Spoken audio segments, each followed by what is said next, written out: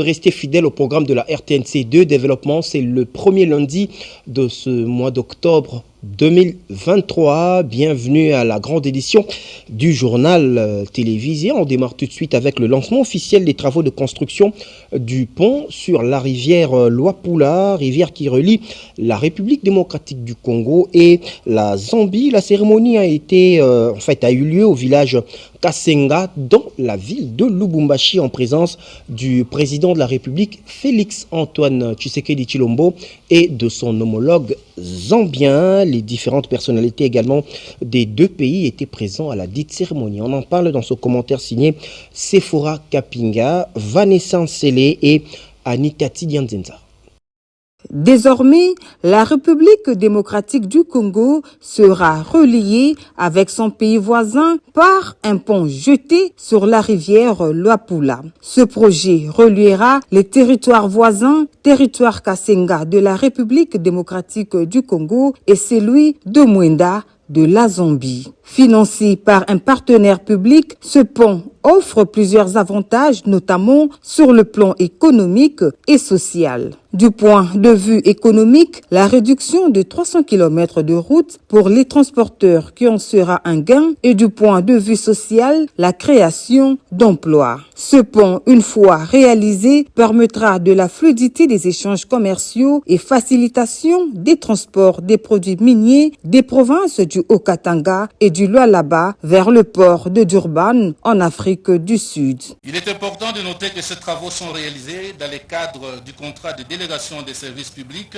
des concessions signées par le gouvernement de la République démocratique du Congo à travers le ministère des Infrastructures et Travaux publics. Le financement, la conception et la construction, l'aménagement, l'entretien, la maintenance et l'exploitation de la route Kasomeno-Kasenga-Chaloué, des postes frontaliers à guichet unique à Chaloué, d'un pont à Oban au-dessus de la rivière Luapula et des postes de péage. Le projet de construction de la route Kasomeno-Kasenga-Chaloué, qui sera lancé dans les minutes qui suivent par leurs excellences, a pour objectif de lier Kasomeno-Kasenga-Chaloué par la construction, une route à deux voies de 92,2 km de longueur, d'un pont à Oban de 350 mètres de portée transversant la rivière Luapula, d'un poste frontalier à unique à construire à la frontière entre la République démocratique du Congo et la Zambie. La réalisation de cette infrastructure témoigne de la volonté du gouvernement congolais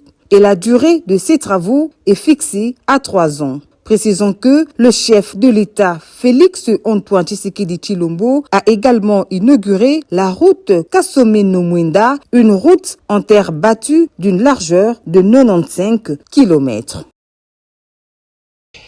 Et juste après la cérémonie de lancement officiel de ces travaux, deux analystes maison, des consultants permanents de la RTNC2 Développement, en l'occurrence John Kankonda et Baka Shabana, étaient reçus au cours d'un plateau spécial dressé par Josette Kayaboula Matadi. Ils ont effectivement parlé de cette cérémonie de lancement de construction de ce pont qui permettra de favoriser le désenclavement de la République démocratique du Congo et de ce pays frère. Extrait choisi par Anitati. On sent que nous avons un chef d'État visionnaire et qui veut désenclaver notre pays. Il a fallu que nous ayons Félix Tshisekedi au pouvoir pour redonner encore la vie à ces villages tchaloués. Le pont qui sera jeté dans la rivière Luapula, ça va donner une valeur ajoutée dans notre pays. Et même dans notre assiette, même dans le budget de l'État, vous allez voir comment les choses vont bouger. Au niveau de Kasumbalé, c'était trop difficile pour pouvoir passer d'un pays à un autre. Au travers de ces projets, les études ont été faites il y a 10 ans passés, et aujourd'hui, c'est du vrai. Avec la nouvelle technologie, les nouvelles infrastructures, ça va permettre que, déjà de notre côté, nous restons avec des infrastructures modernes. Ça va nous permettre que dans des postes de frontières, nous puissions avoir une douane qui doit réceptionner tout ce qui vient de l'autre côté, qui va permettre à ce que nous puissions bénéficier, jeunes hommes ou comme femmes, qui doivent travailler pour la maintenance de ces infrastructures-là. Le développement dont nous sommes en train de parler, ça a déjà commencé à partir de chez nous. Mais il fallait avoir un homme qui a un courage exceptionnel, qui s'est dit, mais je me jette dans l'eau pour pouvoir sortir ce pays de ce gouffre. Du côté de l'Union sacrée, les échos sont positifs quant à la désignation du candidat pour la présidentielle de 2023 et sans surprise, c'est Félix Antoine Tshisekedi Tshilombo qui a été donc désigné à l'unanimité. La cérémonie a eu lieu le 1er octobre, le week-end dernier donc, lors d'un congrès de cette plateforme politique. Je vous propose de suivre le commentaire préparé par Laetitia Massela. Il ne fait plus l'ombre d'aucun doute. Le président Félix Antoine Tshisekedi Tshilombo a été investi ce dimanche 1er octobre 2023, candidat de cette méga plateforme électorale à l'élection présidentielle du 20 décembre 2023. C'est au cours du tout premier congrès de cette grande famille politique du chef de l'État. Plusieurs personnalités politiques, de responsables de partis et regroupements politiques, membres de l'Union sacrée, ont pris d'assaut le grand chapiteau du palais, plein comme un œuf. Dans son mot introductif, le Premier ministre Jean-Michel Samaloukonde, en sa qualité de membre du Présidium, a remercié le chef de l'État Félix Antoine Tshisekedi Tshilombo, le membre du Présidium, tout en rassurant les uns et les autres qu'ils sont du bon côté de l'histoire. À son tour, le président de la Chambre basse du Parlement, Christophe Mbosso-Kodia, a pour sa part remercié le participant pour avoir répondu présent à l'invitation du Présidium pour participer activement à ces premiers congrès de l'Union sacrée. Congrès consacré à la désignation et à l'investiture du candidat président de la République de l'Union sacrée à l'élection du 20 décembre 2023. Désormais, l'ombre de doute qui planait sur la candidature de Félix Antoine Tshisekedi Tshilombo au regard de la présidentielle en République démocratique du Congo se trouve dissipée. Le terrain est donc ouvert pour la légitime confrontation électorale dans le respect de principes électoraux. Et à l'issue de ce congrès, il fallait bien s'attendre aux réactions quant à la lecture faite par certains membres de l'Union sacrée. Je vous propose de suivre certains députés et sénateurs qui ont réagi au micro de Dieu Merci Ntimba. Ce premier congrès qui vient d'avoir lieu, c'était juste la continuité et l'aboutissement du travail qu'il a eu à fournir jusque-là. Et c'est le candidat, à mes yeux, qui montre le plus de volonté et d'abnégation pour ce poste-là. Donc c'était que normal que toute l'Union sacrée soit derrière lui pour son second mandat. Nous sommes dans une période préélectorale. Plusieurs partis politiques qui soutiennent le chef de l'État pour le renouvellement de son mandat se sont inscrits effectivement et ont fait le serment de le porter pendant la campagne. C'est un sentiment de responsabilité. Nous partons aux élections et nous devons travailler.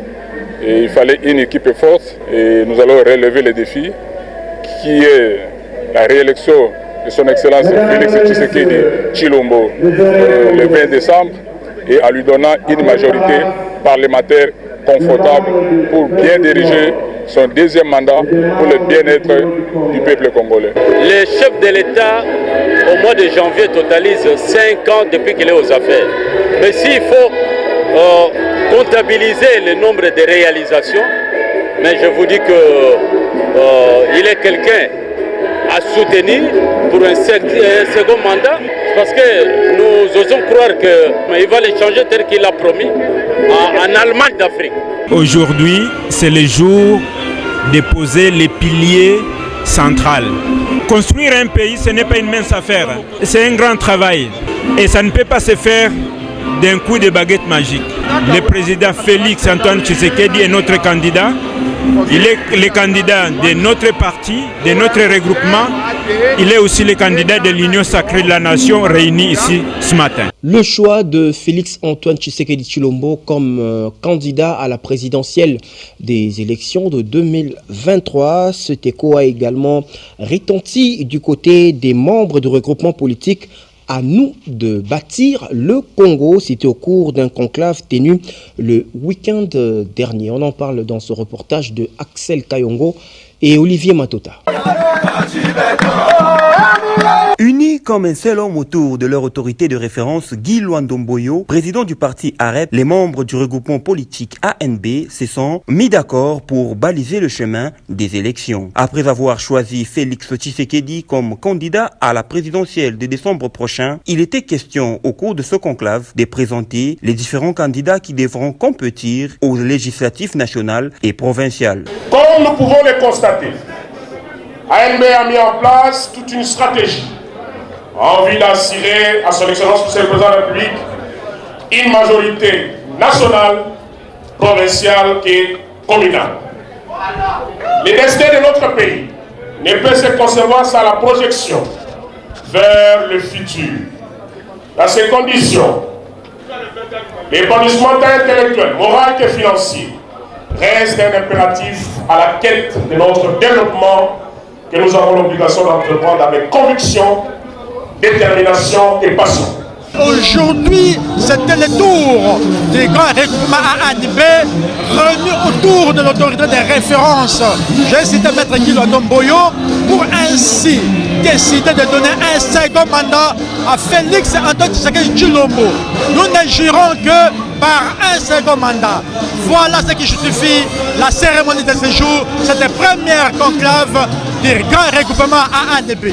Et dans cet échantillon des candidats, les femmes ont été représentées par la candidature de Germaine Tinyama Pemba. Et aujourd'hui, c'était notre conclave, l'investiture de notre candidat président de la République 2023, son Excellence Félix Antoine Tshisekedi Tshilombo. Je suis très contente d'être alignée. C'est sur Lukunga, députation nationale, et je demande à ma base de toujours compter sur moi, mais d'être toujours avec moi.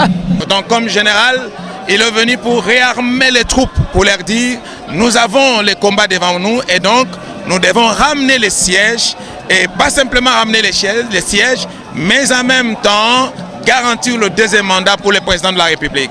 Il a également incarné les personnages d'un pasteur parce qu'il a finalement donné l'onction à tous les potentiels candidats pour leur dire vous irez et vous allez remporter, n'est-ce pas, les sièges. Et c'est dans une ambiance sportive qu'est s'est clôturée cette activité.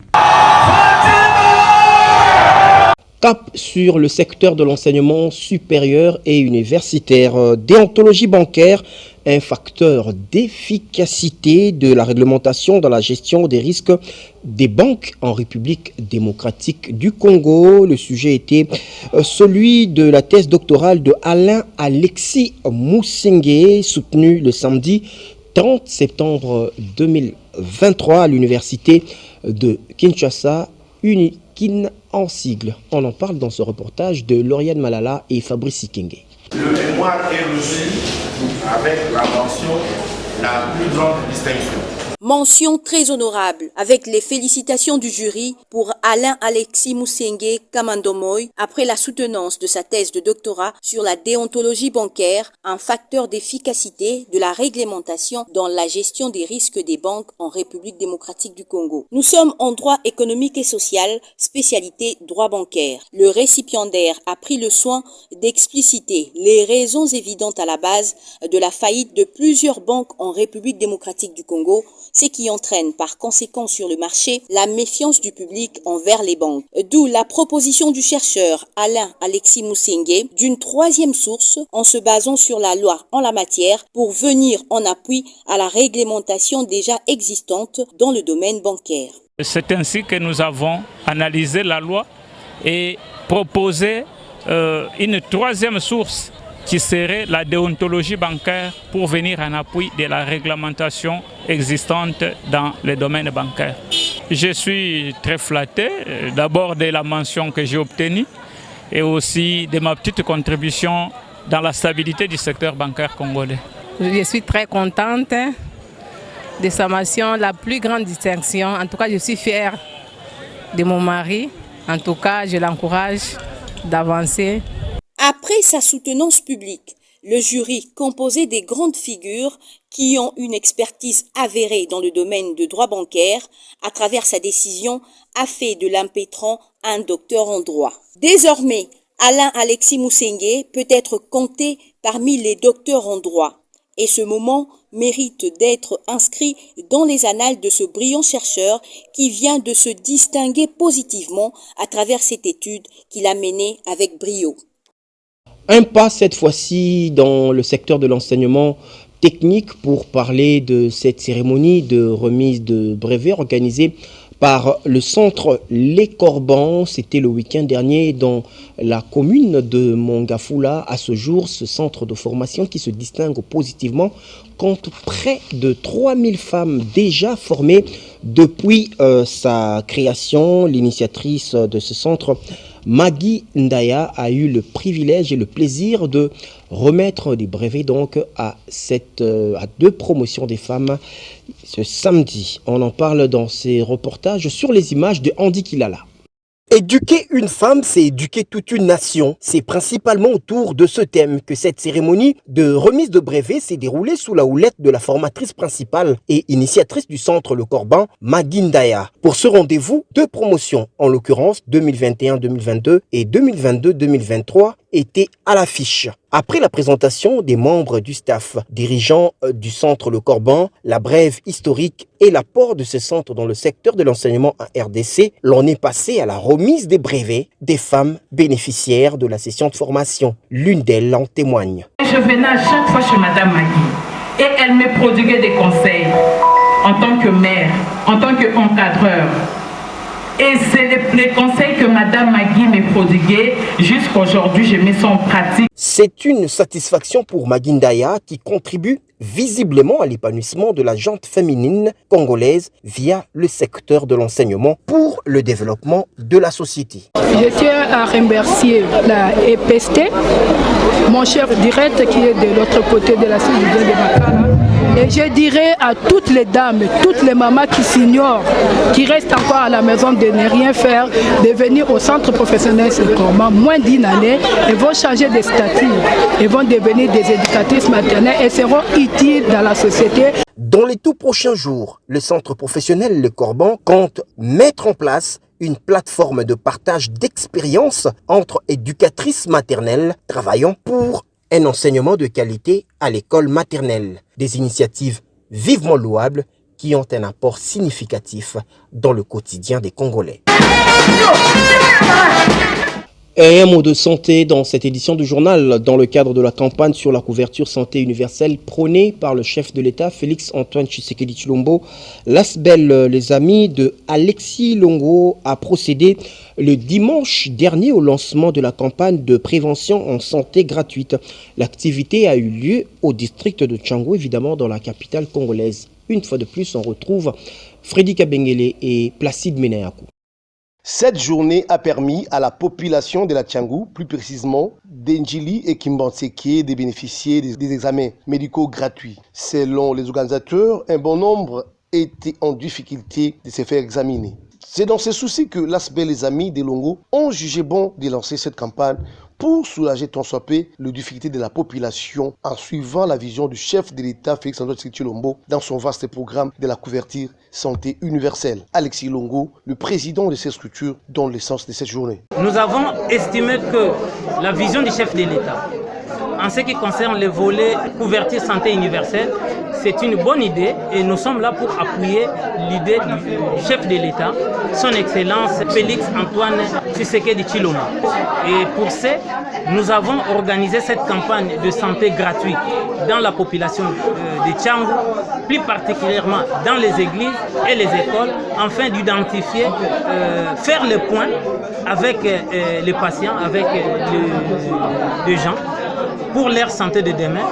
À travers cet examen, nous avons pu découvrir beaucoup de gens qui ont des problèmes, des hypertensions, de diabète et de paludisme à travers les examens qu'on a fait, les examens cliniques et paracliniques.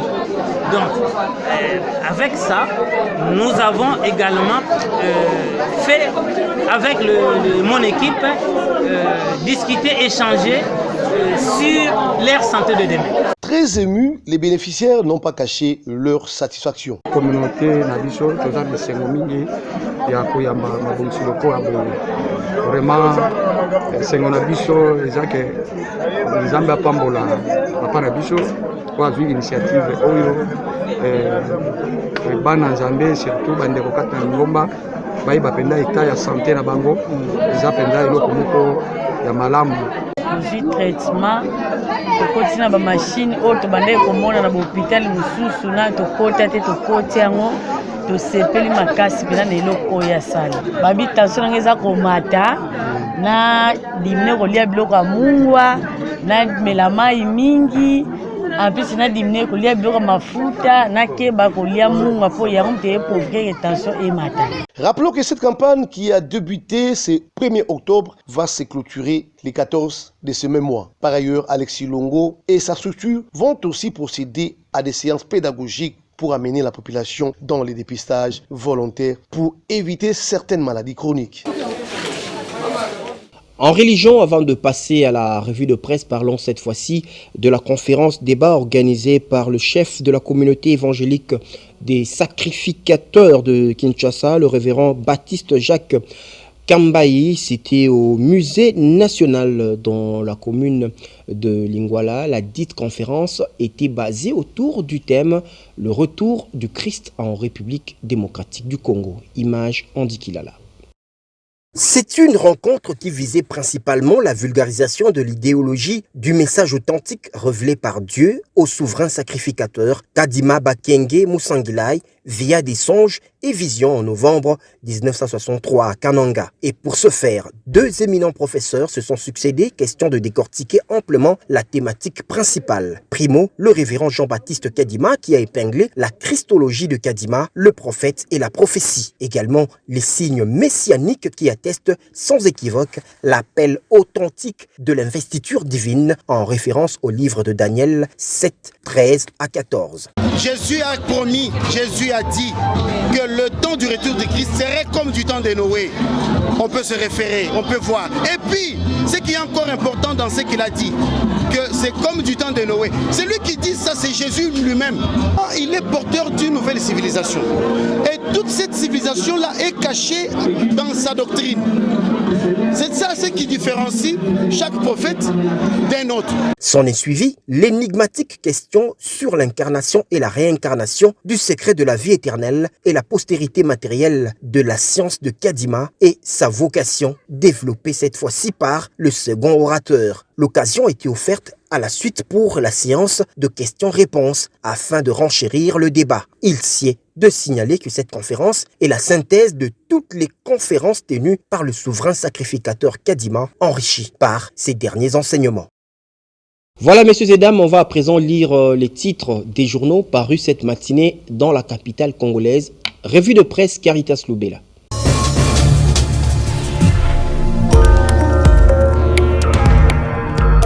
Bienvenue à cette balade de journaux parue ce lundi 2 octobre dans la capitale. Ouvrons cette lecture avec l'agence congolaise de presse qui titre à sa une RDC Zambie, Félix Tshisekedi dans le Haut-Katanga pour lancer les travaux d'infrastructure. Selon le bulletin quotidien, le président de la République démocratique du Congo est arrivé dimanche à Lubumbashi dans le Haut-Katanga, au sud-est du pays, où il lance lundi avec son homologue zambien les travaux de construction d'un pont devant relier la RDC à la Zambie sur la rivière Luapula, informe l'ACP. Lisons la prospérité qui est écrite dans ses pages intérieures. Vers les élections 2023, RDC, les confessions religieuses saluent les initiatives de la CENI. Le quotidien note que les chefs des confessions religieuses ont exprimé leur reconnaissance envers la Commission électorale nationale indépendante CENI en sigle, signale le journal La Prospérité, pour les avoir associés au cadre de concertation organisée avec les différentes parties prenantes du processus électoral en cours en RDC. L'actualité, c'est aussi ce que note Forum des As sur sa une présidentielle. L'Union sacrée de la nation consacre et investit le président Félix Tshisekedi comme candidat. Le quotidien note qu'il ne fait plus d'ombre d'aucun doute. D'après le confrère, le président Félix Tshisekedi Tshilombo a été investi ce dimanche 1er octobre 2023. Retenez que le candidat de cette méga plateforme électorale à l'élection présidentielle du 20 décembre 2023. Selon Forum des As, c'était au cours du tout premier congrès de cette grande famille politique du chef de l'État. Bouclons avec le journal Avenir qui nous informe sur la députation provinciale. Sur un total de 49 552 candidatures réceptionnées, 49 209 récevables et 343 irrécevables. La Commission électorale nationale indépendante CENI informe l'opinion que par sa décision numéro 107/CENI/AP/2023 du 28 septembre 2023, écrit le journal Avenir, publie la liste provisoire des candidatures déclarées récevables et irrécevables à l'élection des députés provinciaux du 20 décembre 2023, ainsi que celle des partis et regroupements politiques ayant atteint le seuil de récevabilité, informe le quotidien. Fin de cette revue de presse, à la prochaine.